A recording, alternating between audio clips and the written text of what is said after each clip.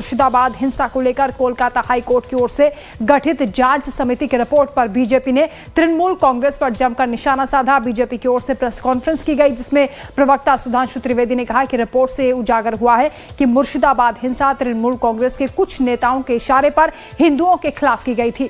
Report का हवाला देते हुए बीजेपी ने ममता बनर्जी से सवाल पूछा है कि वो अपने पार्टी के नेताओं पर कब एक्शन लेंगी। इसके साथ ही कहा कि क्या ममता बनर्जी टीएमसी नेताओं की ओर से किए गए कुकृत्यों के लिए माफी मांगेंगी। रिपोर्ट के मुताबिक वक्फ अधिनियम में किए गए संशोधन के खिलाफ आंदोलन 4 अप्रैल को मुर्शिदाबाद के जंगीपुर जिले में शुरू हुआ, जो कि 8 अप्रैल से हिंसक हो गया। पहलगाम हमले का जिक्र करते हुए सुधांशु त्रिवेदी ने आरोप भी लगाया कि अगर पहलगाम में हिंदुओं को चुन चुन कर मारा गया तो मुर्शिदाबाद में भी हिंदुओं को चुन चुन कर मारने और उनके घरों को नष्ट करने की कोशिश की गई। तृणमूल नेताओं के इशारे पर हिंदुओं के खिलाफ यह सुनियोजित तरीके से हिंसा हुई।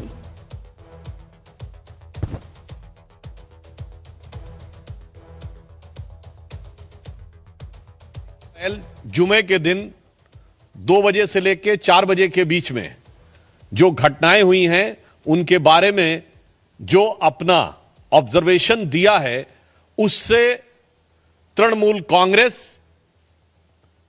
इंडी गठबंधन और ये सेक्युलरिज्म के सो कॉल्ड सेल्फ चैंपियंस का नकाब पूरी तरीके से उतर गया है।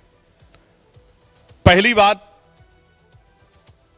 बहुत आश्चर्य और दुख की बात है कि जो लोग ये कहते थे कि पाकिस्तान से युद्ध करने की क्या जरूरत है, सिर्फ आतंकियों के ऊपर कार्रवाई हो, जबकि हमारी सरकार ने आतंकियों पर ही कार्रवाई की, उनमें से एक ने भी नहीं बोला कि पश्चिम बंगाल के मुर्शिदाबाद में किसी भी विषय को लेकर आपको आपत्ति है तो हिंदुओं के ऊपर हिंसा करने की क्या जरूरत है। हरगोविंद दास और चंदन दास, पिता पुत्र की मृत्यु पर किसी ने एक शब्द भी नहीं बोला। वही लोग अचानक ऑपरेशन सिंदूर के बाद पाकिस्तान के प्रति सहानुभूति दिखाते हुए नजर आने लगे। हिंसा का प्रकार चाहे कोई भी हो, राजनीति का प्रकार चाहे कोई भी हो, वार सिर्फ और सिर्फ हिंदू समुदाय के ऊपर है। अगर पहलगाम में चुन चुन कर हिंदुओं को मारा गया तो मुर्शिदाबाद में चुन चुन कर हिंदुओं के घर, मकान और लोगों को मारने का प्रयास किया गया। मुझे लगता है कि अब इसके बाद पश्चिम बंगाल सरकार के पास किसी प्रकार का मुंह नहीं रह गया है यह कहने का कि वहां पर हिंसा नहीं हुई थी।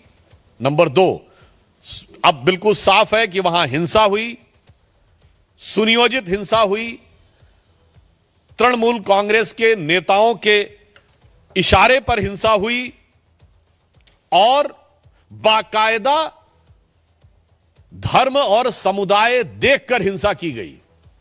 मैं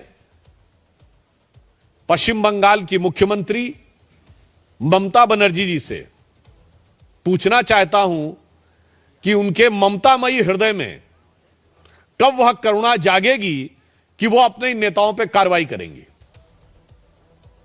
हम भारतीय जनता पार्टी की तरफ से स्पष्ट रूप से पूछना चाहते हैं कि न्यायालय के द्वारा गठित एसआईटी में यह तथ्य आने के बाद तृणमूल कांग्रेस के नेताओं पर ममता बनर्जी जी कब कार्रवाई करेंगी और अपने नेताओं के अपमानजनक और मारे गए लोगों का उपहास उड़ाने वाले बयानों के लिए कब माफी मांगेंगी।